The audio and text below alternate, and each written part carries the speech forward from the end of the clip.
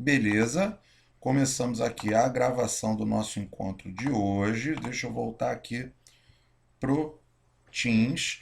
Vou colocar aqui também para gravar pelo Teams. Está aí, né, determinação institucional. Assim que ele der aqui em cima a mensagem que começou a gravação, eu coloco ali no chat. Ó, viu? Aqui apareceu. Então o programa, eu tenho que colocar aqui esse aviso, ó, aviso, gravação iniciada. Tá? E depois esse link ele é colocado como guia nesse grupo de trabalho do Teams, é postado lá no portal acadêmico, eu posto no meu site e compartilho lá no YouTube. Bom, dito isso, vamos começar o nosso encontro de hoje. Alguém tem alguma pergunta a fazer? Alguma sugestão? Alguém tem alguma bola para levantar? Se não tiver, se tiver, é só escrever aqui no chat ou abrir o microfone e falar comigo, tá bem? Então vamos lá. Deixa eu abrir aqui um documento do PowerPoint, tá? Isso é um materialzinho que eu preparei para vocês, né, com toda a atenção, né, buscando aí elementos dos livros que eu uso para preparar as aulas de vocês, outros elementos que são exemplos que eu tentei puxar aí da minha cabeça para poder falar sobre os elementos da comunicação jurídica. O que eu tentei fazer nesses slides, né, que eu vou preparar para vocês durante esse semestre. Semestre passado eu não trabalhei com slides, com o pessoal de redação jurídica ou de comunicação jurídica, né, dependendo do nome que aqui no nosso na nossa faculdade leva o nome a disciplina de redação jurídica, mas se for a disciplina de comunicação jurídica, português jurídico, é basicamente o mesmo conteúdo. Tá, então vou preparar esses slides, aí você pode ficar, pô, mas o Léo é professor de ficar lendo slides? Não, nunca fui. Em sala de aula eu evito muito usar slide, eu gosto do nosso bate-papo, gosto de escrever no quadro.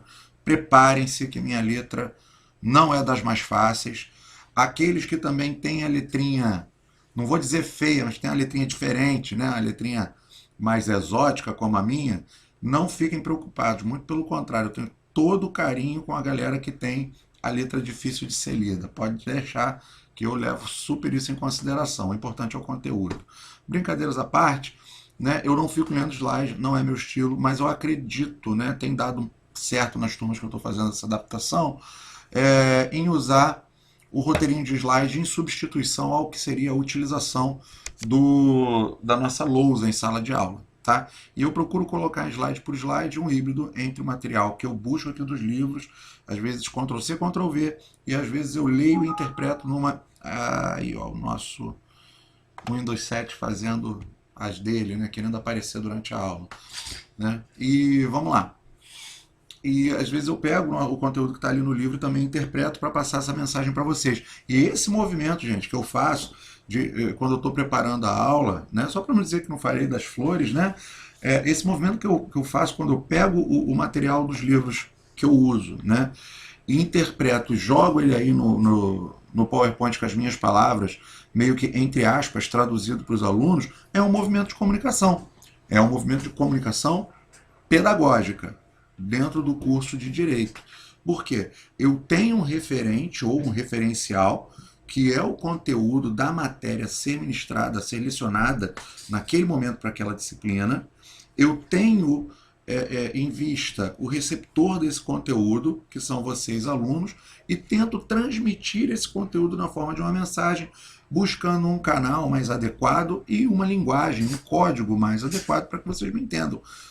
Olha, nesse exemplo curtinho, nós trabalhamos toda a aula de hoje.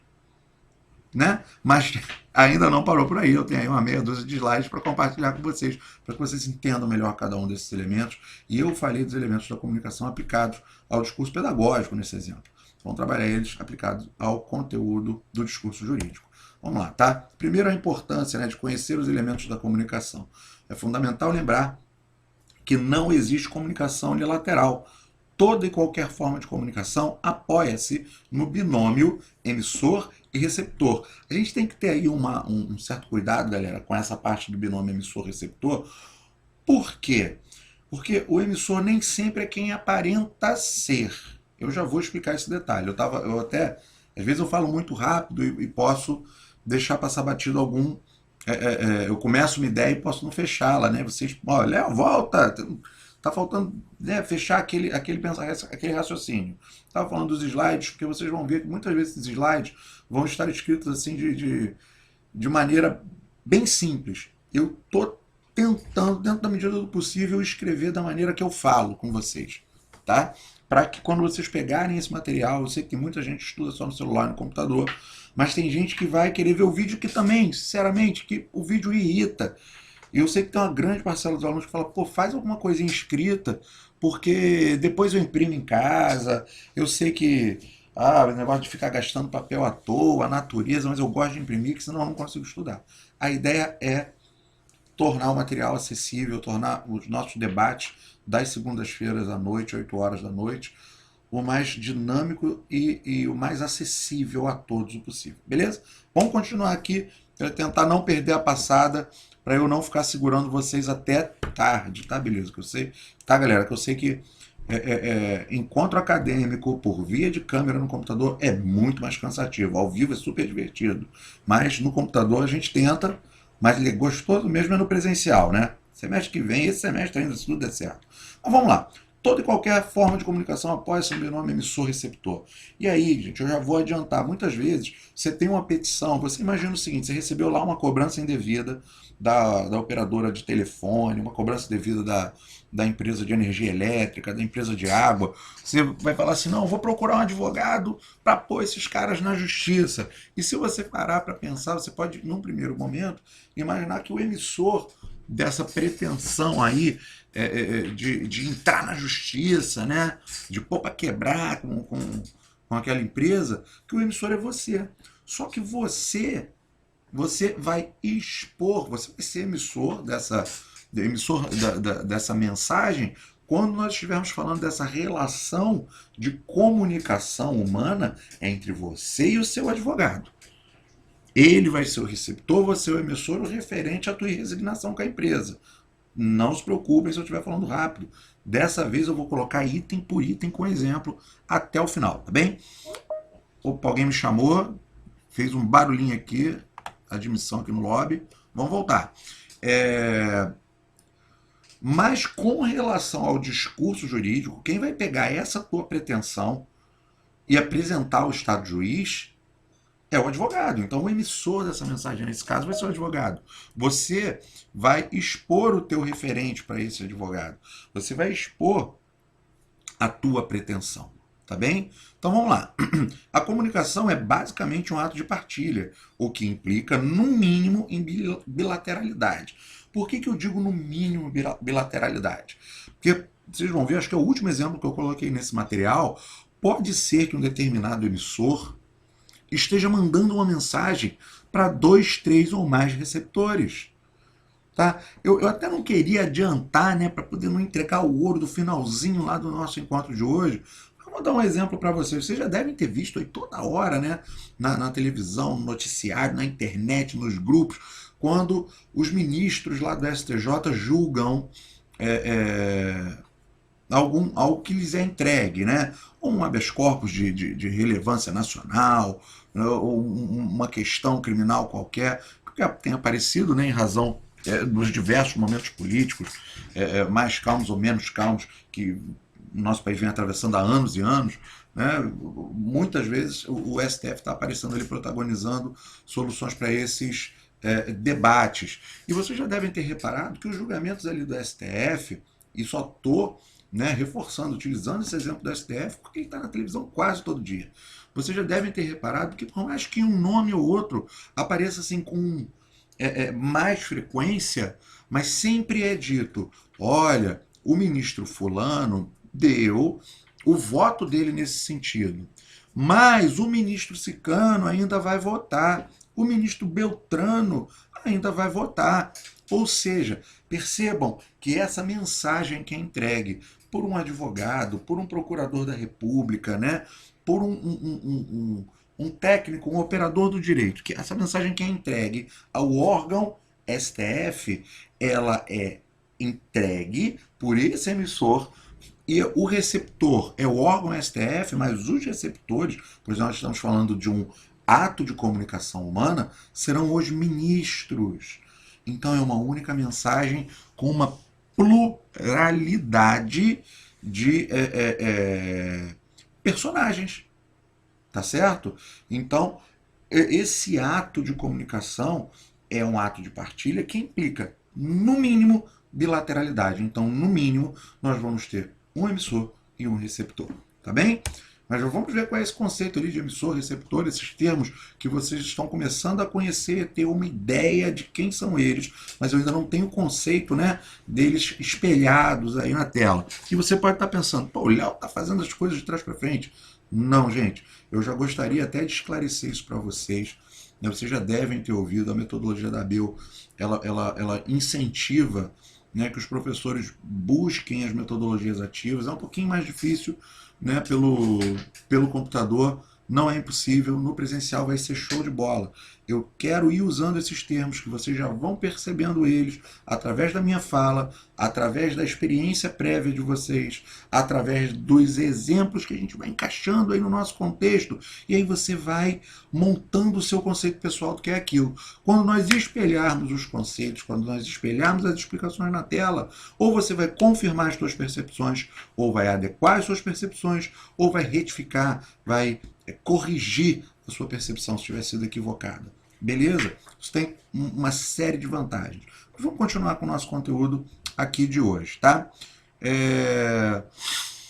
Mesmo a não comunicação é comunicação, é o que eu falei para vocês aqui no início, né? Já é aplicação da percepção da comunicação humana ao discurso jurídico. Então, olha só, o ato de comunicação ou ato comunicatório não é um ato solitário. A comunicação é, antes de mais nada, um ato solidário, tá? Como eu disse antes, entre duas ou mais pessoas. É compartilhar informações ou mesmo compartilhar um ponto de vista. Pô, tá muito filosófico isso. Imagina, se você como advogado, você é pago para dar um parecer. Você não vai ser pago aí para fazer uma petição, abraçar a pretensão de uma parte ou de outra. Vou dar um exemplo melhor ainda. Você imagina a responsabilidade, né? Você imagina o que é o ato de comunicação de um perito. O perito, ele não é contratado para ele poder dar um parecer, né? Dar lá o seu laudo pericial, e permissa ver o uso da expressão popular, mas puxando sardinha para um lado ou para o outro. Ele é contratado para comunicar a alguém, a um determinado receptor, já vamos pensar em quem é esse receptor, a noção, a análise científica sobre os olhos de determinada ciência, aquela ciência que se vincula a esse perito, e eu acho que o mais fácil da gente pensar nesse momento tão inicial do nosso curso é pensar no perito médico legista, aquele que analisa os cadáveres, que faz os exames de necrópsia. Então, quando o juiz chama o perito, perito, tá aqui esse cadáver, tá aqui esses decúbitos, esse corpo morto, e eu quero que você faça a perícia deste corpo, deste cadáver, dizendo quando morreu, se não morreu, quando morreu, de que forma morreu, a partir se houve emprego de meio insidioso ou cruel, se está morto há muito tempo, se morreu das lesões por disparo de arma de fogo aparentes ou não, né? Aquela coisa toda CSI, né? Que vocês já devem ter ouvido, aquela coisa toda de investigação, parecido com o filme americano, é um pouquinho diferente no Brasil.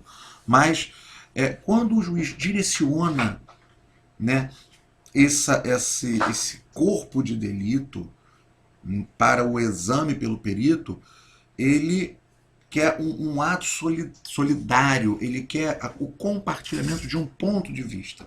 E esse perito, ele vai ter esse referente, que é a determinação de uma perícia com o material científico que está sendo entregue, e ele vai ser o emissor de um laudo pericial. O que é esse laudo pericial? Vai ser o canal eleito para esse perito comunicar essa mensagem, essa análise científica, que ele vai eleger um código. Esse código vai ser a visão da medicina sobre aquele cadáver, aquele corpo que já é sem vida, e quem é o receptor dessa mensagem? É o juiz. Mas o juiz pede ao perito o seguinte: dê o seu ponto de vista imparcial.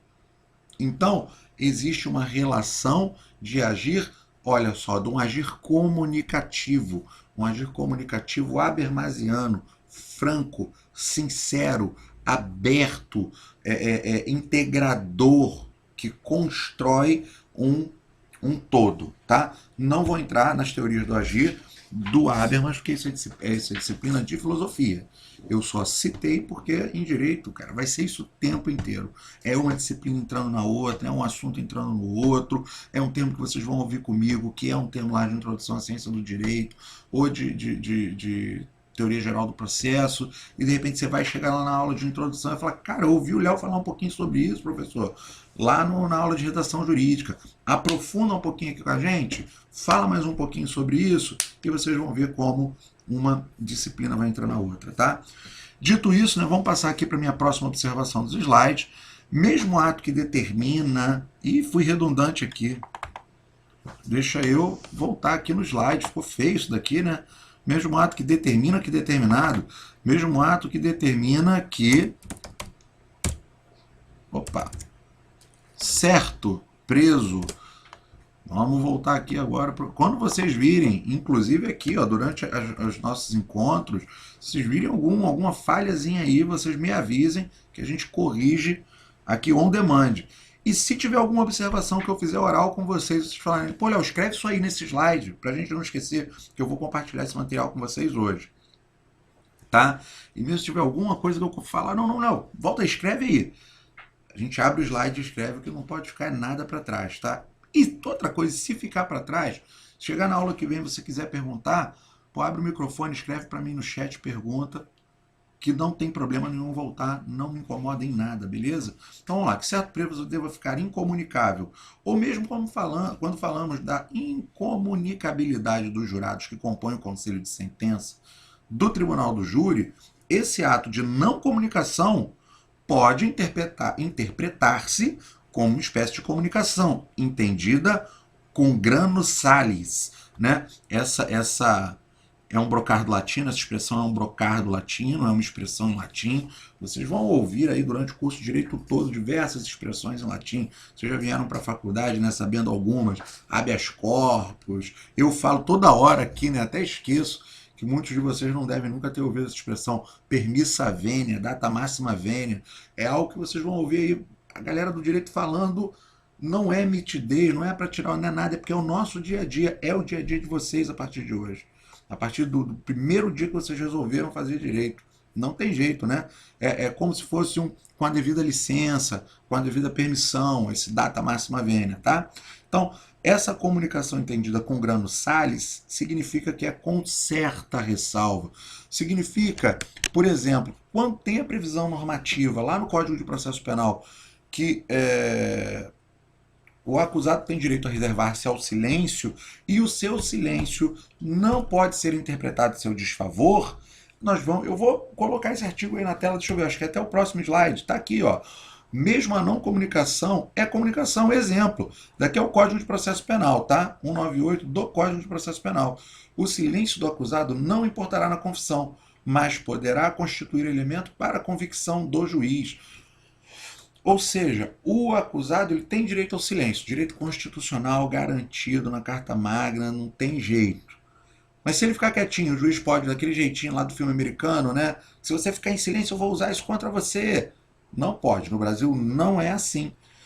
A lei, o Código de Processo Penal diz que o acusado pode ficar em silêncio mas poderá constituir elemento para convicção, para a formação do convencimento do juiz, né? Não importa em confissão, mas pode servir como elemento de formação de convencimento do juiz, desde que não seja convencimento condenatório. Isso a gente vai ver lá em processo penal, quando estivermos juntos com essa disciplina, mas a verdade que aqui é um exemplo de que o Código de Processo Penal, ele diz que o silêncio é possível, e que esse silêncio, inclusive, pode convencer o juiz de alguma coisa. Pode convencer da absolvição, pode convencer ao juiz de que o acusado realmente não estava presente, né? Algum despacho do tipo, toda prova produzida nos autos dá conta de que o acusado não estava no local do crime. Seu silêncio denuncia mais uma vez que o mesmo nada sabe sobre o crime que está sendo apurado, pelo que absolvo o acusado. Tá vendo? Ele pode, o juiz pode usar também esse silêncio para construir ali a narrativa de sua mensagem, a mensagem sentença a ser entregue à sociedade. É o provimento jurisdicional, é o tal do iuris dicere, tá? Vamos lá. O silêncio tem previsão no Código de Processo Penal, previsão expressa e literal, tá aqui em cima, tá, para vocês. O referido diploma legal orienta como o julgador não deve interpretar o silêncio. Assim, implica dizer que para a legislação processual o silêncio diz algo, ou seja, a não comunicação verbal também é comunicação com grano Salles, com a devida ressalva, tá? Vamos lá, ruídos. Quando a gente fala em um ruído de comunicação, nós estaremos falando, né, de questões de incidentes comunicatórios que atrapalham, interrompem, inviabilizam ou tornam imprópria a mensagem objeto desse ato de comunicação, tá? Estabelecido que a comunicação não é um ato isolado, mas que, para sua efetivação, todos os elementos devem estar em sincronia, a fim de que se alcance sua plenitude, devemos conhecer que elementos são esses, de que maneira se relacionam e quais os objetivos da comunicação. Agora a gente está chegando lá naqueles nossos 6 elementos, né? Qualquer falha no sistema de comunicação impedirá a perfeita captação da mensagem. E a estes obstáculos ou falhas no sistema comunicatório costumamos chamar de ruídos ou ruídos da comunicação. Os ruídos podem. E tá, foi mal aqui, gente, vamos lá. Vamos acertar logo, gente. Para que aqui foi erro de digitação. O negócio é acertar e seguir o baile. Os ruídos podem ser gerados tanto pelo emissor, quanto pelo receptor, quanto pelo canal, tá? De repente você aí, ó, o que aconteceu aqui? Vamos dar esse exemplo, olha só, exemplo online, exemplo ao vivo, né? Aquela do improviso, né? Quem sabe faz ao vivo. Modéstia muito à parte, mas olha só, quando eu preparei esse material de hoje, eu preparei para passar essa mensagem para vocês, explicando o que são ruídos da comunicação. Elegi o canal virtual de utilização de PowerPoint, de slides virtuais, e dentro dele elegi o código da adequação linguística dentro da língua portuguesa, que eu entendi fosse o discurso mais adequado entre docente e discente. E traduzi, né, coloquei esses elementos com as minhas palavras nesse papel virtual, né, em letras, né, traduzir em letras, é um outro código a ser utilizado. E aqui eu falhei, eu gerei um ruído na minha comunicação. Em vez de colocar aqui os ruídos podem, quando eu escrevi errado, eu escrevi que os ruídos pedem. Se você simplesmente recebe esse material sem esse apoio, né, do nosso encontro telepresencial, onde eu leio junto com vocês, a gente interpreta o que está sendo proposto, vocês poderiam interpretar de maneira errada esse material, essa mensagem que está sendo passada no quinto slide. E aí, olha só, teria sido gerado um ruído de comunicação. Por quem? Pelo emissor? Não, porque eu gerei essa comunicação com um agir comunicativo, com boa fé, querendo passar uma mensagem. Alguns iam perceber que a palavra estava escrita errada.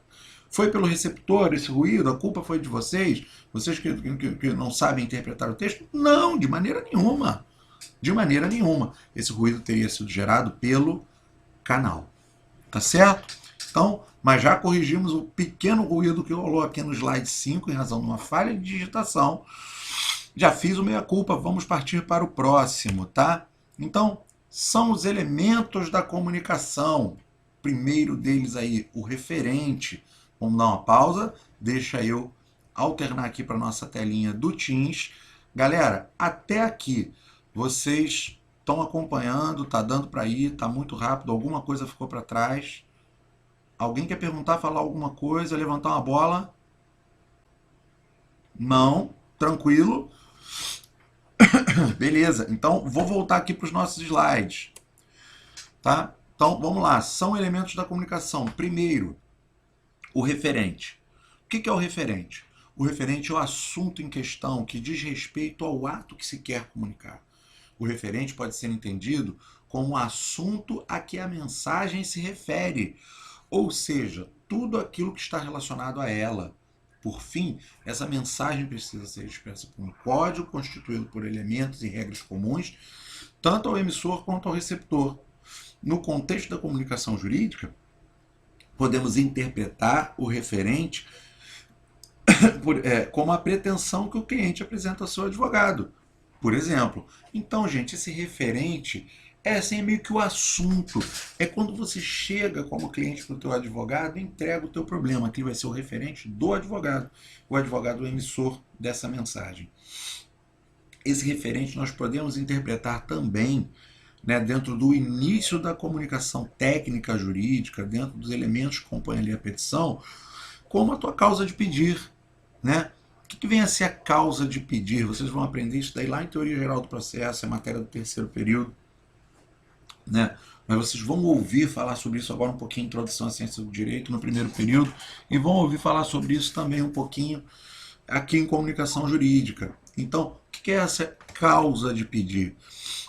A causa de pedir, e aí peço a devida vênia, a devida escusa, a devida licença do termo simplório, mas a causa de pedir cá entre nós é o problema. É o problema que o cliente traz para o advogado. Quando o advogado chega assim e fala, olha só, doutor, aconteceu, eu sempre contratei aqui a empresa Tchau de comunicação, de telefonia, e, pô, eles mandaram essa cartinha aqui com uma cobrança indevida, ainda colocaram o meu nome no SPC, doutor. O que eu faço? O cliente te apresentou um problema, te apresentou o referente, te apresentou a história dele e o problema que está dentro da história dele. E você, com essa história dele, com esse problema, você vai comunicar, você vai dar um passo de comunicação técnica, um passo de comunicação jurídica, apresentando esse referente na forma de uma mensagem adequada àquele que tem capacidade para solucionar esse, entre aspas, problema, tá? Que seria aí o receptor dessa sua comunicação, dessa sua petição indenizatória, o juiz, por exemplo. Vou dar um outro exemplo aqui mais à frente com a seara trabalhista. Vamos lá. Próximo, o emissor. Quem é esse cara, né? Vocês já fazem ideia. Ele pode ser o advogado, o emissor pode ser o juiz, o emissor pode ser o promotor de justiça, depende do referente que é apresentado, depende do contexto em que essa comunicação ela é exercida, tá? Vamos lá. O emissor é aquele que emite a mensagem para um ou mais receptores. O emissor é aquele que vai transformar a ideia que lhe é entregue na forma de referente e transformá-la, foi um pouco redundante, mas vou deixar dessa vez, numa verdadeira mensagem para que o destinatário daquela mensagem interprete o referente. Entendam. A missão do emissor é aperfeiçoar o ato comunicativo com adequação e clareza, a fim de reduzir ruídos que possam contaminar a mensagem.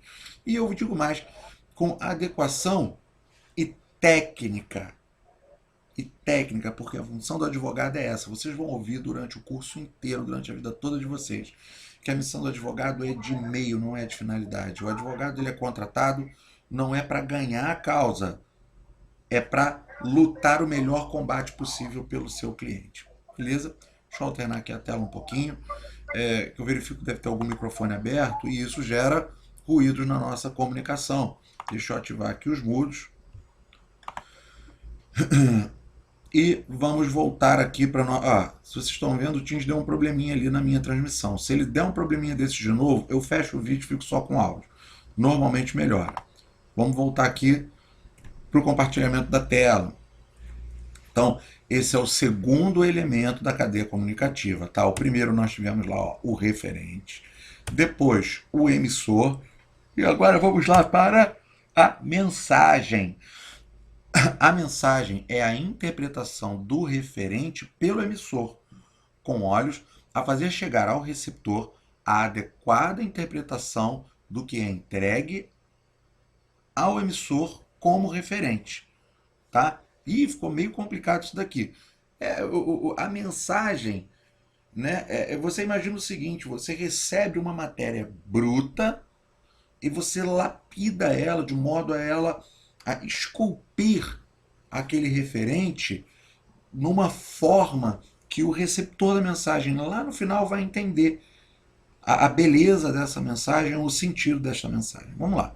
E aqui eu coloquei uma reprodução por escrito do exemplo que eu usei aí praticamente, né, desde o início do nosso encontro de hoje todo, tá? Quando um cliente chega ao escritório do advogado querendo contratá-lo para requerer a liberdade de seu filho, esse alguém, esse cliente, ele não sabe como pedir, o que pedir a quem pedir. Ele só chega lá falando: doutor, pelo amor de Deus, solta meu filho. Ele não sabe se você vai pedir para o juiz, se você vai pedir para o desembargador, se você vai entrar com processo, com pedido de habeas corpus direto lá no STF, de repente o filho dele é um grande político aí, que está sendo justamente acusado. Ele não sabe se você vai fazer um habeas corpus, se você vai fazer uma revogação de prisão preventiva. E olha só que importante, percebam que eu estou usando alguns termos, né, que alguns conhecem, outros não conhecem. Mas esses, olha só, se você vai fazer um habeas corpus, se você vai fazer uma revogação de prisão preventiva, se você vai fazer um relaxamento de prisão. Eu dei 3 exemplos agora de 3 peças processuais lá de processo penal. São canais que poderão ser escolhidos, né, eleitos pelo emissor advogado para transmitir a mensagem do pedido de liberdade ao receptor, juiz, desembargador, ministro, ao correto receptor, que você, o técnico, vai fazer aquela adequação, vou voltar aqui nesse slide, aquela adequação tecnicista para que essa mensagem seja entregue de maneira adequada ao receptor da mesma. Ah, mas o advogado é mole, Léo, vai ser sempre o juiz? Não. Pode ser que você, como advogado, esteja fazendo uma petição dirigida à autoridade policial, ao delegado de polícia, entregando. Você sabe que teu cliente veio te procurar para você acompanhar aí o depoimento dele ainda em sede policial, que ele está sendo acusado injustamente de ter matado o vizinho numa discussão boba lá de muro.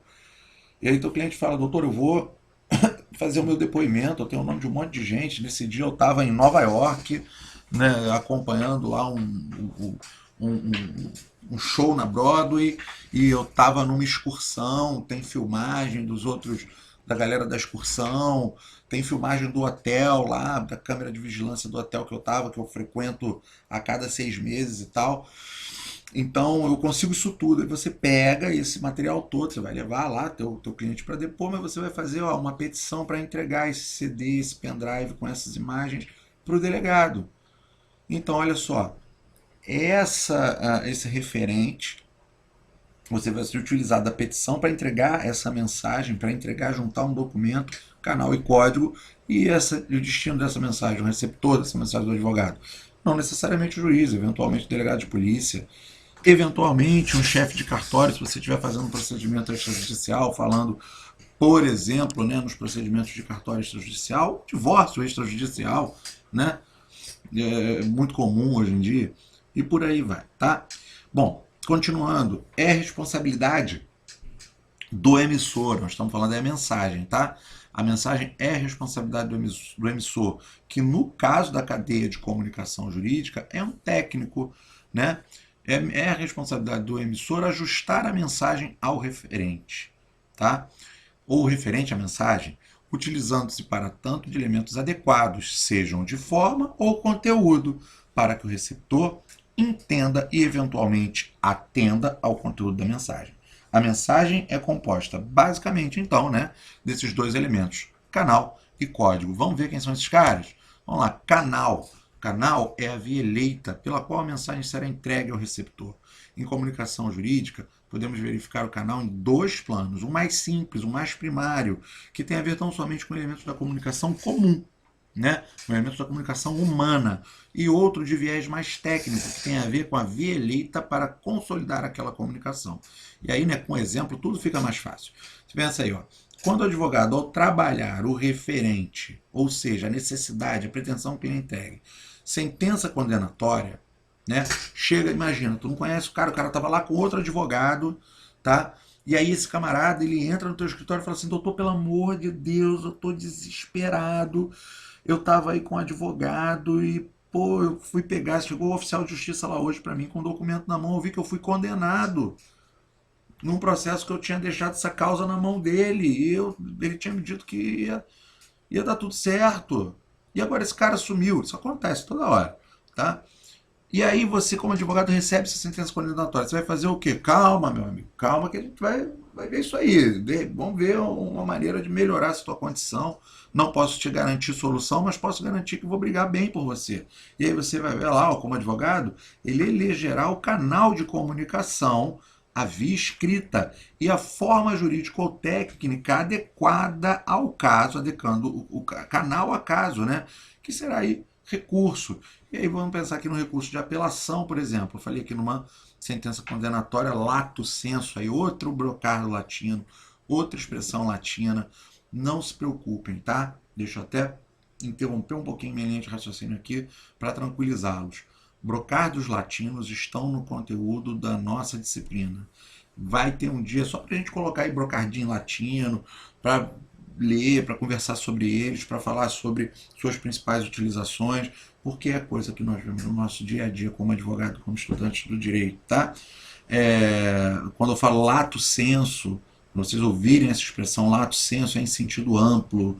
Quando vocês ouvirem a expressão stricto sensu ou strito sensu, é em sentido estrito, é em sentido estreito, próximo, né? Mais apertado, mais específico, tá bem? Então vamos lá.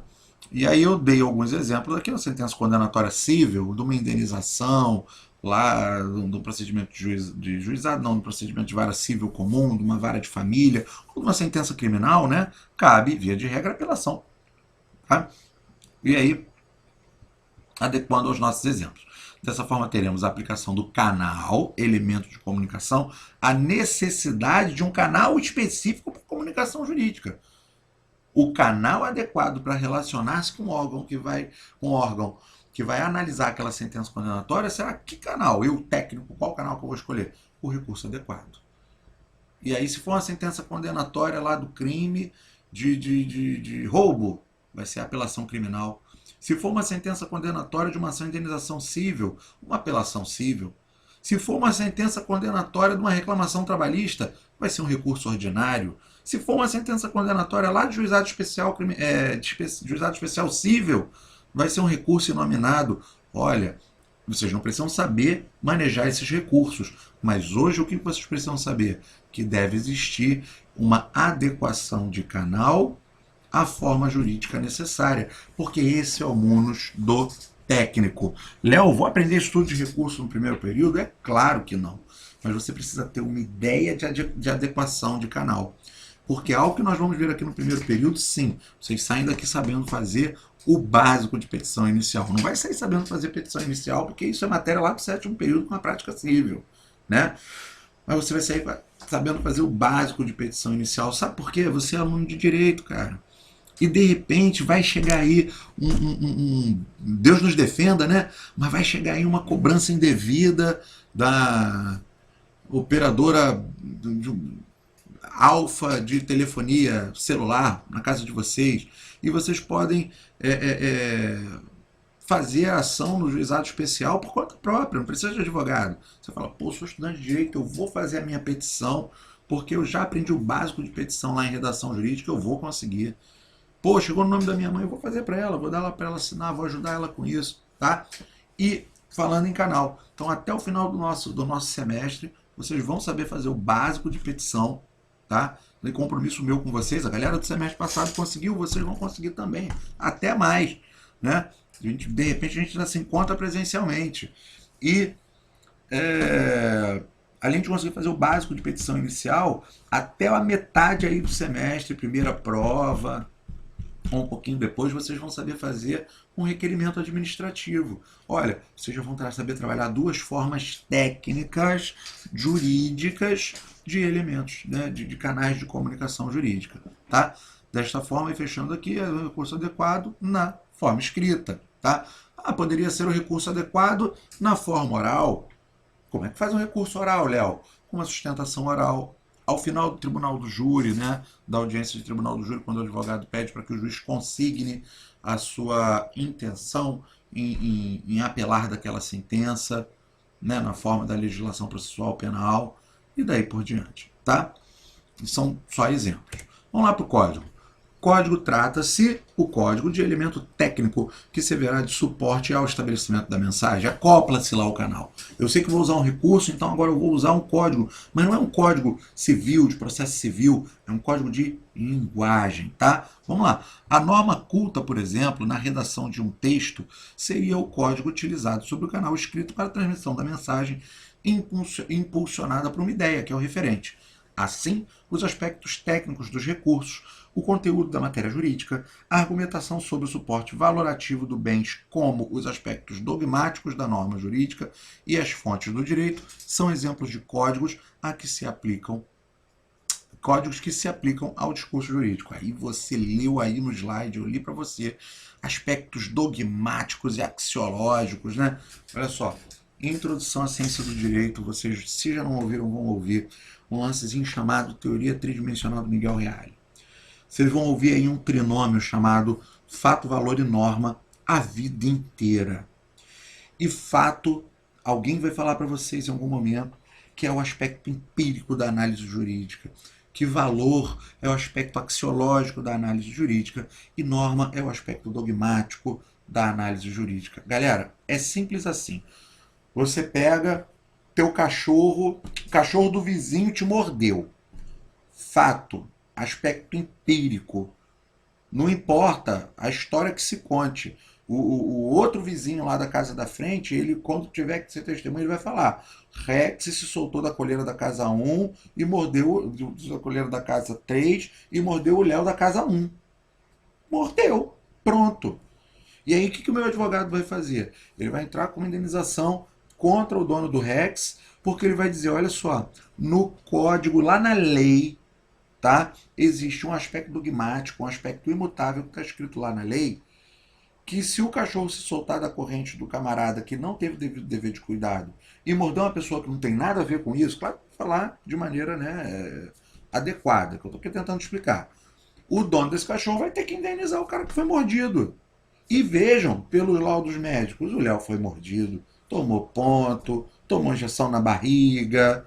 Ele merece, além da indenização pelos danos materiais, com despesas médicas, hospitalares e farmacêuticas, uma indenização por dano moral, porque ele nem cachorro tem mais. Amo cachorro. Né? Se me morder e não me matar, eu nem vou processar o dono. Mas isso é uma outra história, coisa pessoal, e minha vida não cai na prova. Tá? Mas o que vocês precisam entender nesse momento?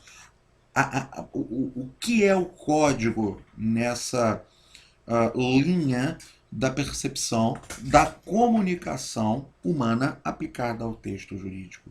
O código não é o código, a lei, o código civil, o código penal. O código jurídico, o código de argumentação jurídica é a adequação técnica do teu argumento ao caso que lhe é apresentado. É quando você sabe explicar o que é uma uso capião. É quando você sabe explicar ali o que é a diferença de um homicídio para um feminicídio, né? Vocês já devem ter ouvido aí, infelizmente, falar, né, que o homicídio simples, quando uma pessoa vai lá e mata outra. O feminicídio, quando um homem mata uma mulher em razão de desprezo da sua condição de mulher. Olha, é a diferença, é uma diferença básica que todos vocês sabem. Alguns não sabem, mas entraram na faculdade, vão aprender isso, que existe uma diferença de roubo para furto. Mas o leigo chega para você e vai falar: fulano foi assaltado. Como é que foi esse negócio? Ele deu mole com o celular dele no bolso, com o iPhone XR dele, o cara foi lá escondido, pegou, ele nem viu. Assaltou ele. Não foi roubo, isso foi um furto, utilizado mediante destreza, né, conforme artigo 155 do Código Penal. Olha só, adequação do caso que lhe foi apresentado ao discurso técnico, à aplicação técnica. Tá? E assim é para a comunicação aplicada à técnica médica, a comunicação entre os médicos que usam termos específicos do linguajar, do jargão médico do dia a dia deles.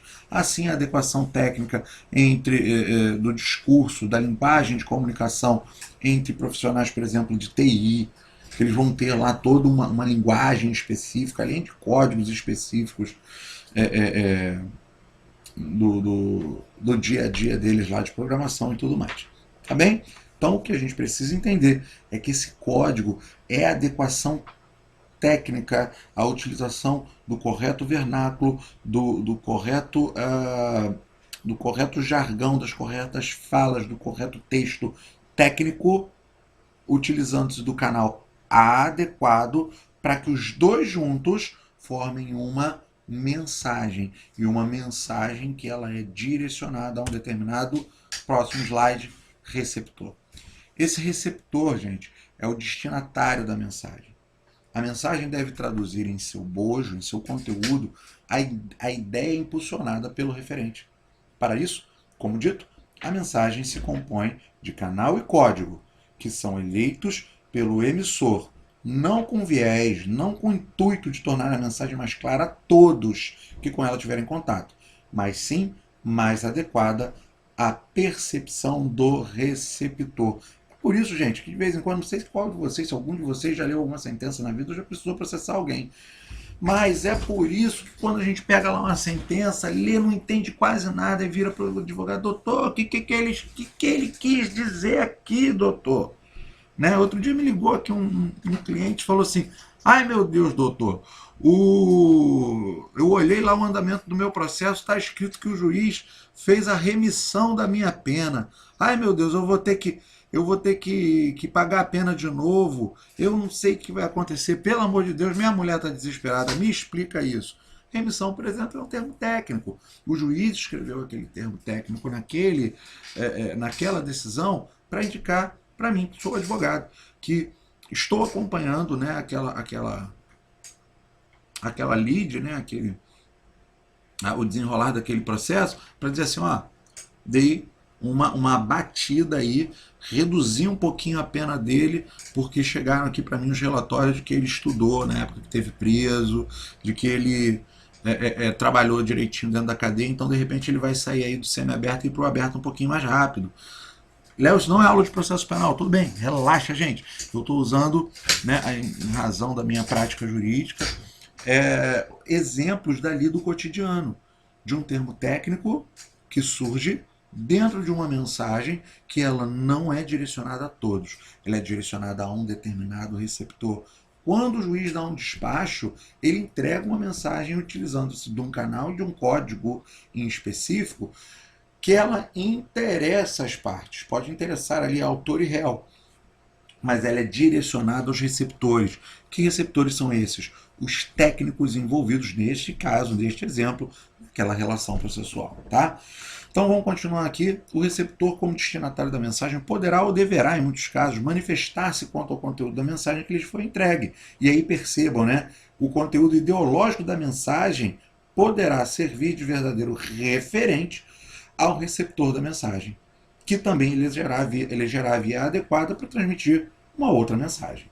Então imagina, se esse juiz que eu dei desse exemplo aí, ele não tivesse remido a pena do meu cliente, né, desse penitente, ele tivesse dado um despacho desconsiderando as planilhas e mantendo lá o tanto de pena que ele ainda tem que cumprir, o meu cliente não ia perceber que essa modificação não foi de interesse dele, porque a condição dele ia permanecer a mesma. Ia permanecer a mesmíssima situação. Só que, para o receptor adequado, ele percebe que, opa, esse despacho não atende à pretensão do meu cliente. Então ele cria uma referência, ele cria um referente, ele cria um impulso comunicativo para que eu eleja um canal adequado e, utilizando-me de um código adequado, de uma percepção, de um linguajar próprio, de uma análise valorativa / axiológica adequada, eu emito uma nova mensagem a um determinado receptor, a esse próprio juiz, ao desembargador ou à Câmara que for responsável por julgar um recurso desse despacho, eu vou verificar aí conforme o caso. Mas percebam que a entrega dessa mensagem, quando o receptor recebe essa mensagem, ela pode, e geralmente o faz, né, tem o efeito de impulsioná-lo a emitir outra mensagem. E aí essa mensagem ela tem um condão, ela torna-se um referente ou um referencial, ela transforma esse receptor em emissor, e essa nova mensagem que vai ser disparada, ela vai eleger um novo canal, um novo código, e vai ter como destinatário um novo receptor. Percebam que é um ciclo dinâmico e orgânico da estrutura comunicativa. Beleza? Vamos lá. Então, aqui eu coloquei alguns exemplos, né, para quebrar um pouquinho esse gelo. Eu já vou avisando a vocês que está bem no finalzinho, tá? Daqui a pouco a gente consegue terminar o nosso debate do tema de hoje, tá bem? Vamos lá, considere esses casos. Numa sessão do júri, se um juiz não conhecer o código do acusado, em caso de acusado estrangeiro ou surdo-mudo, o juiz não fala. O camarada lá é, americano, ele só fala inglês, o juiz fala, não falo nada de inglês. Ou camarada surdo-mudo, o cara fala assim, o juiz fala, não entendo nada de Libras. O que o juiz vai precisar para entender ele? Ele vai precisar do intérprete, de um tradutor, né? E aí percebam aí, né? E o intérprete estiver ausente, suspendenciar a sessão, pois há um ruído impedindo, inviabilizando essa comunicação. O mesmo ocorrerá se houver a quebra do sigilo entre os jurados. Há uma interferência negativa no sistema de comunicação. Percebem aí como é que a não comunicação também é comunicação? E aí eu vou explicar esse exemplo. Esse exemplo eu tirei do livro do Antônio Henriques, tá? Do curso de português jurídico do Antônio Henriques. E eu vou explicar, tá? Por quê? Dentro da procedimentabilidade do tribunal do júri, depois que os jurados eles prestarem um compromisso de fielmente decidirem a causa de acordo com as suas íntimas convicções, eles ficam incomunicáveis entre si. Significa que se eu sou jurado, eu não posso virar para o juradinho que está do meu lado e falar assim, vamos dar um nome para esse jurado aí, vamos chamar ele de Tício, depois a gente aceita sugestões aí de vocês, por exemplo, ficar cada vez melhor. Ô Tício, tô vendo aí o depoimento desse cara, ele tá com uma pinta de que tá mentindo, não tô gostando não, o que tu acha? O jurado não pode fazer isso. Se fizer isso, contamina o julgamento. Então, esse sigilo, né, entre os jurados, essa interrupção da comunicação entre eles, também é comunicação, porque ela também vai apurar, né, o procedimento de estabelecimento da comunicação entre estes jurados que estão incomunicáveis entre si e o juiz. Porque vai ter um determinado momento desse julgamento que o juiz vai perguntar, morreu ou não morreu? Olha, foi fulano que matou ou não matou? Olha, tem que absolver ou tem que condenar? E foi o crime grave ou não foi? O juiz vai fazer uma série de perguntas que esses jurados vão responder individualmente com um papelzinho, um outro canal de comunicação, uma outra linguagem aparecendo aí. Quando, se Deus quiser, né, e eu ainda estiver dando processo penal 2 lá na frente, no futuro do curso de vocês, nós vamos conversar sobre isso, né, sobre os procedimentos do tribunal do júri. E isso daí vai aparecer, né, vocês vão lembrar, você falou isso lá em comunicação jurídica, tá? Então, eu quero usar esse exemplo, que extraí do livro de comunicação jurídica, para que vocês tenham ainda mais firme na mente de vocês que, inclusive, o silêncio, em termos de análise da argumentação jurídica, ele pode ser considerado, sim, como elemento de comunicação, com granus salis, né? Com a devida ressalva, com o devido cuidado, tá bem? Vamos lá. Que eu tinha uma anotação aqui para passar para vocês. Bom, vamos ver, eu devo ter escrito aqui. Tá? Considere os seguintes casos de continuação. Numa projeção cinematográfica, vamos dar uma outra quebradinha no gelo, né? Na exibição de um filme em inglês não legendado, a comunicação poderá ser plena, parcial ou nula, dependendo do domínio do código língua por parte do espectador. O mesmo poderá ocorrer caso o ator fale extremamente rápido, né? E o mesmo pode acontecer aí no discurso jurídico, né? Você tem ali, vamos voltar, por exemplo, do tribunal do júri, que é algo quando a gente entra na faculdade, todo mundo, né, chega pelo menos com aquele conceito filme americano, daquele tribunal bonito. E o que a gente tem no Brasil de mais parecido com aqueles tribunais americanos é só o tribunal do júri. E ainda assim é parecido, não é idêntico, é bem diferente. Particularmente, de todas as coisas que nós temos aí, que muitas pessoas têm para falar mal, eu acho o nosso sistema do júri bem bacana, né? Eu acho ele bem legal, melhor, né? Eu não estava querendo puxar tanto a sardinha, não ser tão parcial na minha fala, mas bem melhor do que o sistema americano. Mas vamos lá. E aí você percebe, se você tiver um jurado que ele entende mais um pouquinho de direito, aí tem um outro jurado que não entende quase nada de direito, tem um outro jurado que só sabe ler e escrever, e nunca entrou no fórum, entrou naquele dia para ser jurado, porque estava lá na lista. Cada um vai ter uma percepção daqueles elementos de comunicação que vão sendo entregues a eles. E aquela comunicação vai poder ser plena, parcial ou nula. E, Léo, mas na prática, como é que se resolve? O cara vai julgar um caso de homicídio ali como jurado com percepção parcial ou nula? Claro que não, tem toda uma procedimentabilidade, por isso eu falei bem do procedimento do júri, né? Tem toda uma procedimentabilidade, tem todo um jeito de se resolver as coisas ali, uma previsão normativa no processo penal, para que aquele jurado peça esclarecimentos de maneira silente, de maneira silenciosa, para que ele não vá para a sala secreta para julgar aquele caso, para dar seu voto, com um conhecimento, com uma falha, com um ruído de comunicação que vai atrapalhar um julgamento justo, um julgamento abraçado pela justiça. Tá? Então, finalizando, chegando no finalzinho, né? Os elementos da comunicação aplicados à prática jurídica desenvolvem-se de maneira contínua e interligada, como eu disse agora há pouco, né? Esse fluxo de movimento orgânico e dinâmico, beleza? Fazendo com que um fluxo contínuo se estabeleça entre os sujeitos de processo e suas relações comunicativas. Então, vamos lá, um outro exemplo. Petição é ajuizada pelo advogado. Ela é dirigida pela apresentação de uma pretensão do cliente ao advogado referente. O advogado emissor prepara uma mensagem petição utilizando um código, um certo canal, petição específica, como uma reclamação trabalhista. Tu apresenta aí a tua queixa trabalhista para o advogado, fala assim, pô, fulano mandou embora sem justa causa, mandou correr atrás na justiça. Aí o advogado vai e faz uma petição, mas ele vai fazer uma consignação em pagamento, é uma ação de indenização, é uma queixa-crime? Não, ele vai escolher ali o canal adequado, reclamação trabalhista.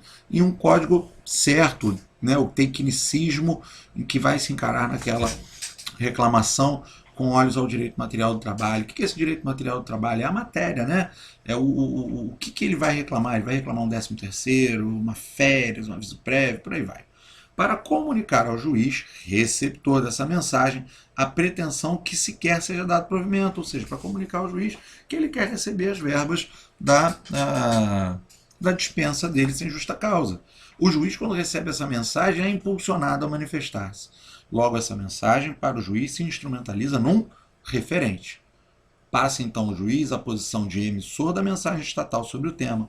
Ele elegerá o canal e códigos adequados à entrega da mensagem. E que mensagem é essa? Análise da pretensão lá do autor pelo Estado. Aos receptores interessados, autor e réu da ação e análise, no caso dos advogados de autor e réu, vai mandar fazer uma audiência, vai mandar condenar, vai mandar expedir um ofício para a Caixa Econômica para liberar a FGTS. O juiz vai determinar, ele vai fazer dele a voz do Estado. Tá? Então vamos lá, esse último slide, fechamos por hoje, tá? Aqui segue a sugestão bibliográfica que eu passo para vocês, é o livrinho do Eduardo Sabag, Manual de Português Jurídico, o que eu uso aqui, por isso coloquei a referência desse jeito, é a 10ª edição de São Paulo, editora Saraiva, 2018.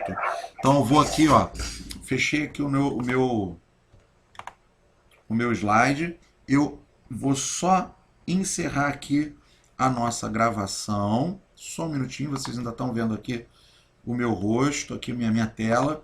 Parei a gravação no Teams. Essa gravação vai ficar disponível para vocês aí no contexto do próprio aplicativo.